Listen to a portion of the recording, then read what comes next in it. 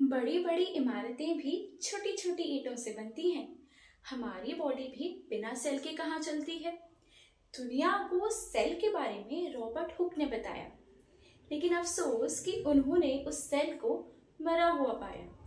नमस्ते। आप सभी लोगों ने बहुत सारी बिल्डिंग्स देखी होंगी। अपना घर ले लो, स्कूल ले लो, temples, banks, hospitals and even बहुत बड़े बड़े ऑफिसेस। ये सभी बिल्डिंग्स किससे बनी हैं? ईंटों से, ब्रिक्स से। तो ये ईंटें इन बिल्डिंग्स की बिल्डिंग ब्लॉक हैं।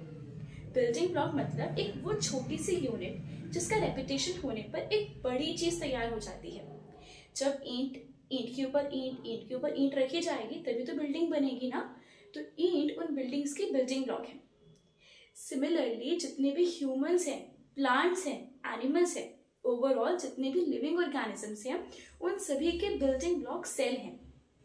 यानी कि जितने भी लिविंग ऑर्गेनिजम्स हैं, चाहे वो छोटी सी चींटी हो या बड़ा सा हाथी, सब सेल से बने हैं। इसलिए सेल को बिल्डिंग ब्लॉक ऑफ लाइफ भी कहा जाता है। अब पॉइंट नंबर 2, मैंने बताया कि अब चींटी का पैर हो या हाथी की पूंछ, छोटी से छोटी लिविंग ऑर्गेनिजम्स का पार्ट या बड़े से बड़े लिविंग ऑर्गेनिजम्स का पार्ट, सब सेल से बना है। यानी कि सेल सभी लिविंग ऑर्गेनिजम्स को स्ट्रक्चर प्रोवाइड करता है। इसलिए हम सेल को स्ट्रक्चरल यूनिट ऑफ लाइफ भी कहते हैं। अब इसकी एक हायरार्की है जिसके बारे में समझना चाहिए। अब जितनी भी क्लासेस होंगी ना, उसमें आप ये हायरार्की जरूर से देखोगे, तो इसको याद रख लेना। देखो, एक सेल है, उनसे सभी लिविंग ऑर्गेनिजम्स बने हैं।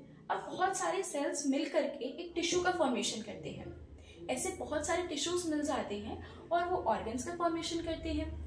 ऑर्गन जैसे 5 सेंस ऑर्गन मान लो, eyes, ears, nose, tongue and skin, ये भी तो ऑर्गन्स है ना। हैंड्स, लेग्स, फिंगर्स, ये भी ऑर्गन्स है। तो सभी ऑर्गन्स किससे बनते हैं? टिश्यूज से बनते हैं। अब ऐसे बहुत सारे ऑर्गन्स मिल जाएंगे तो वो ऑर्गन सिस्टम्स को फॉर्म करेंगे, और बहुत सारे ऑर्गन सिस्टम से ही हमारी बॉडी यानी कि ऑर्गेनिजम्स की बॉडी बनती है। डिफरेंट ऑर्गेनिजम्स बनते हैं। तो ये हायरार्की है। स्टार्टिंग, ऑर्गेनिज्म एक कॉम्प्लेक्स स्ट्रक्चर है। सिंपल से कॉम्प्लेक्स वो हो सकता है, लेकिन वो बनेगा किससे? सेल से। तो सेल जो है सभी ऑर्गेनिजम्स का बेस है। इसलिए ये क्या है? Building block of life. ये क्या है? Structural unit of life. अब सभी लिविंग ऑर्गेनिजम्स के जितने भी फंक्शंस हैं जो कि उनको जिंदा रखने के लिए इंपॉर्टेंट है, जैसे खाना खाना, सांस लेना, भागना, दौड़ना, ये सभी सेल के थ्रू ही हो पाता है। जितने भी फंक्शंस हैं बॉडी के, वो सेल ही रेगुलेट करते हैं। इसलिए सेल को फंक्शनल यूनिट ऑफ लाइफ भी कहा जाता है। अब क्योंकि सेल सभी लिविंग ऑर्गेनिजम्स को फॉर्म कर रहा है, उनके अलग अलग स्ट्रक्चर्स बना रहा है, उनके सारे मेन लाइफ प्रोसेसेस को रेगुलेट करने में हेल्प कर रहा है, इसलिए सेल को फंडामेंटल यूनिट ऑफ लाइफ भी कहा जाता है। फंडामेंटल यानी बेसिक, जिसके बिना कुछ नहीं, सेल के बिना कुछ नहीं। तो सेल को फंडामेंटल यूनिट ऑफ लाइफ भी कहते हैं। और यही है आपके चैप्टर का नाम, class 9 chapter number 5, fundamental unit of life. तो टॉपिक समझ आया? तो आज हम सेल के बारे में पढ़ेंगे। अब भाई साहब, आप लोग सेल के बारे में पढ़ने वाले हो, तो पता है आप लोग कौन हो? साइटोलॉजिस्ट। साइटोलॉजिस्ट यानी कि वो जो सेल की स्टडी करते हैं। देखो मैं बताती हूँ। साइटोलॉजी, पता है साइंस में अब आप बायोलॉजी में आ गए हो। जैसे बायोलॉजी का मतलब क्या रहता है? लॉजी मतलब कि स्टडी। कहीं भी अगर आपके आ जाएगा लॉजी, इसका मतलब होता है स्टडी। बायो मतलब लाइफ यानी कि लिविंग ऑर्गेनिजम्स की स्टडी। साइटो यानी कि सेल। तो सेल की स्टडी को हम लोग साइटोलॉजी कहते हैं। और जो साइटोलॉजी कर रहा है, जो सेल की स्टडी कर रहा है, उस साइंटिस्ट को हम लोग कहते हैं साइटोलॉजिस्ट। सबसे पहले पढ़ते हैं कि सेल की डिस्कवरी किसने की। चलो देखते हैं। चलिए, तो अब एक बहुत प्यारी सी कहानी सुनाऊंगी। सब कुछ छोड़ छाड़ के बस एक कहानी सुन लो। 1665 में रॉबर्ट हुक नाम के एक साइंटिस्ट थे।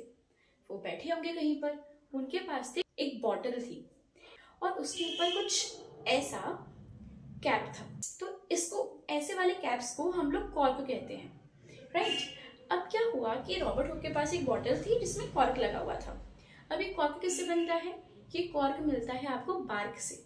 बार्क क्या है उसको समझने से पहले समझिए ट्रंक के बारे में। देखो एक बहुत बड़ा सा पेड़ है, बहुत मोटा, बहुत बड़ा, तो उसकी जो स्टेम होगी ना वो बहुत चौड़ी होगी और वो बहुत डार्क होगी, वुडी होगी, हार्ड होगी। तो ऐसी वुडी हार्ड स्टेम को हम ट्रंक कहते हैं। जो बहुत मोटी, बड़ी, थिक, हार्ड, वुडी होती है उसको हम ट्रंक कहते हैं। तो ट्रंक का जो आउटर मोस्ट लेयर रहता है उसको हम लोग कहते हैं क्या? उसको हम लोग कहते हैं बार्क, राइट। तो ट्रंक का मतलब क्या होता है? ट्रंक का मतलब होता है एक हार्ड, वुडी, थिक स्टेम, ठीक है। तो उस स्टेम की जो आउटर मोस्ट लेयर होती है वो बार्क होती है। अगर हिंदी में सुनो तो ट्रंक मतलब कि तना और बार्क यानी कि छाल, पेड़ की छाल। तो उस बार्क की हेल्प से हम लोग कॉर्क का फॉर्मेशन करते हैं और ये कॉर्क काम आता है, ठीक है। तो रॉबर्ट हुक के पास एक कॉर्क था। अब उन्होंने इसका एक पतला सा स्लाइस कट किया और उनके सेल्फ डिजाइंड माइक्रोस्कोप में उन्होंने खुद से एक माइक्रोस्कोप डिजाइन किया होगा। उन्होंने सोचा कि कुछ काम तो है नहीं है, ऐसा करते हैं कि ये देखते हैं कि माइक्रोस्कोप में कॉर्क कैसा दिखेगा। तो उन्होंने उसको ऐसे करके एक स्लाइस लिया उसका और माइक्रोस्कोप के नीचे रख दिया। उन्होंने क्या देखा? उन्होंने देखा कि उसमें बहुत छोटे छोटे छोटे छोटे डब्बे बने हुए हैं, छोटे छोटे छोटे छोटे बॉक्सेस हैं। तो उन्होंने कहा कि ये मुझे ऐसे लग रहे हैं कि हनी कॉम्ब हो। हनी कॉम्ब मतलब मधुमक्खियां शहद को अपने छत्ते में जिस जगह पर रखती हैं उनको हम हनी कॉम्ब कहते हैं। उनके छत्ते को हम बी हाइव कहते हैं और बी हाइव के अंदर वो एरिया जहाँ हनी स्टोर किया जाता है उसको हनी कॉम्ब कहते हैं। और हनी कॉम्ब में बहुत सारे छोटे छोटे बॉक्सेस रहते हैं, उन्हीं बॉक्सेस को ये कंपार्टमेंट कह रहे हैं। तो इन्होंने कहा कि जब मैंने कॉर्क का थिन स्लाइस कट करके माइक्रोस्कोप के नीचे रखा तो मुझे ऐसा लगा कि मैं एक हनी कॉम्ब के अंदर हूँ, कि मैं एक हनी कॉम्ब को देख रहा हूँ जिसमें बहुत छोटे छोटे छोटे छोटे डब्बे हैं। उन्होंने उन डब्बों को, उन कंपार्टमेंट्स को नाम दिया सेल। अब उन्होंने सेल क्यों नाम दिया? देखो, सेल एक लैटिन वर्ड है, लैटिन एक लैंग्वेज है, जैसे इंग्लिश लैंग्वेज, हिंदी लैंग्वेज, वैसे ही लैटिन एक लैंग्वेज है। तो उन्होंने लैटिन लैंग्वेज से शब्द निकाला सेल और इसको नाम दे दिया। सेल का लैटिन में मतलब होता है स्मॉल रूम। तो उनको वो कमरे जैसे, डब्बे जैसे, कंपार्टमेंट्स जैसे लगे तो उन्होंने उसको नाम दे दिया। तो इस तरीके से बाय चांस डिस्कवरी थी सेल की, लेकिन आज हम लोग उसको पढ़ रहे हैं। तो इस तरीके से सेल डिस्कवर हुआ। समझ आया? रॉबर्ट हुक के पास एक बॉटल थी, बॉटल पे कॉर्क लगा था। कॉर्क को उन्होंने अपने माइक्रोस्कोप के अंदर देखा, उनको ऐसे हनी कॉम्ब के डब्बे दिखाई दिए, उन्होंने नाम दे दिया इसको सेल।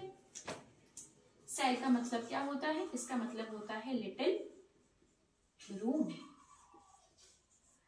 अब यहाँ पर एक क्वेश्चन और आता है कि केवल लैटिन लैंग्वेज को क्यों यूज किया जाता है? आप साइंस में और भी जगह पढ़ेंगे कि लैटिन लैंग्वेज को यूज किया जाता है हर जगह किसी भी चीज को नाम देने के लिए।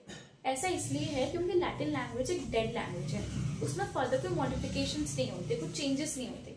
जैसे अगर हम इंग्लिश की बात करें तो इंग्लिश में कहीं जगह एजुकेशन बोला जाता है, कहीं एजुकेशन बोला जाता है। कितना डिफरेंस है? कुछ लोग कुछ बोलते हैं, ब्रिटिश इंग्लिश होती है, अमेरिकन इंग्लिश होती है, राइट। तो फिर कैसे पता लगाया जाए? लेकिन लैटिन में ऐसा कुछ भी नहीं है क्योंकि वो डेड लैंग्वेज है, अब उसको कोई भी मॉडिफाई नहीं करता। तो इसलिए सभी साइंटिस्ट लैटिन लैंग्वेज को यूज करते हैं नामकरण करने के लिए, ठीक है। तो नामकरण के लिए यूनिवर्सल लैंग्वेज लैटिन लैंग्वेज है। आगे बात समझ। तो आज हम लोगों ने सेल के बारे में पढ़ा और उसकी डिस्कवरी को जाना। रिकैप करवा दूं। सबसे पहले मैंने बताया कि सेल को हम लोग बिल्डिंग ब्लॉक ऑफ लाइफ भी कहते हैं, इसको हम लोग स्ट्रक्चरल यूनिट ऑफ लाइफ भी कहते हैं क्योंकि ये डिफरेंट डिफरेंट स्ट्रक्चर्स बनाती है। फिर मैंने आपको हायरार्की बताई थी, cell, tissue, organ, organ system और ऑर्गेनिजम्स। फिर बताया कि इसको फंक्शनल यूनिट ऑफ लाइफ भी कहते हैं, देन इसको फंडामेंटल यूनिट ऑफ लाइफ भी कहते हैं। फिर सेल की स्टडी को हम लोग साइटोलॉजी कहते हैं, आप लोग साइटोलॉजिस्ट हो। फिर हमने डिस्कवरी की बात करी कि 1665 में रॉबर्ट हुक ने सेल को डिस्कवर किया था और उनको लगा कि सेल क्या है, हनीकॉम्ब जैसा स्ट्रक्चर है।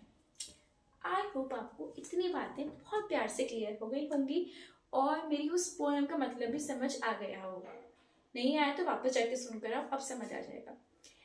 पार्ट 2 जल्दी आएगा इसका, तब तक के लिए लाइक करें, शेयर करें, सब्सक्राइब करें और बहुत बहुत खुश रहें, हेल्दी खाएं, खूब सारा पानी पिएं। बाय।